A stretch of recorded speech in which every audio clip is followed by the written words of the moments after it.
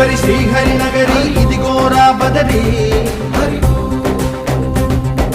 వైకుంఠేశ్వరి సిరికి నగరి అదిగో మహిమగిరి ఈ కొండపై మా కండగా ఆ విష్ణు పాదమే వెలసింది వేదాలనే విభజించిన శ్రీ వ్యాసపీఠమై విరిసింది